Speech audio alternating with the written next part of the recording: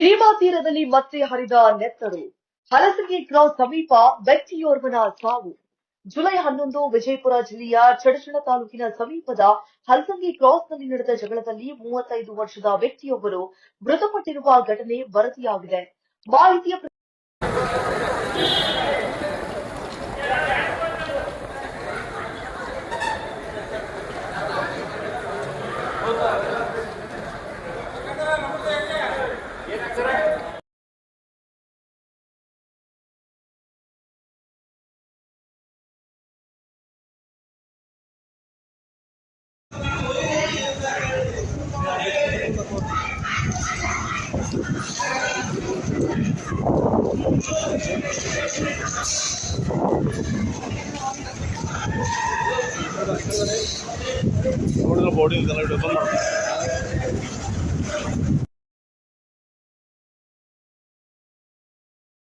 ಪ್ರಕಾರ ಬಾಬುರಾವ್ ಮಹದೇವ್ ಜಮಾದಾರ ಅವರೊಂದಿಗೆ ಬಂದಿದ್ದಂತಹ ಸೋಲಾಪುರ ಮೂಲದ ಅಪ್ಪಸಾಬ ಮಕಾಶಿ ಹಾಗೂ ಹಲಸಂಗಿ ಗ್ರಾಮದ ವಿಕಾಸ್ ಮೀನಾಕ್ಷಿ ತಳವಾರ್ ಅವರ ನಡುವೆ ಮಾತಿನ ಚಕಮಕಿ ನಡೆದು ಬಳಿಕ ಅದು ಜಗಳಕ್ಕೆ ತಿರುಗಿದೆ.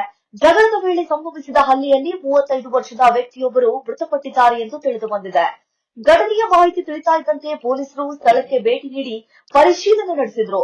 ಈ ಸಂಬಂಧ ಜಳಕಿ ಪೊಲೀಸ್ ಠಾಣೆಯಲ್ಲಿ ಕೇಸ್ ದಾಖಲಾಗಿದ್ದು ಘಟನೆಯ ನಿಖರ ಕಾರಣ ತಿಳಿಯಲು ತನಿಖೆ ಮುಂದುವರೆದಿದೆ. Janata time TV5.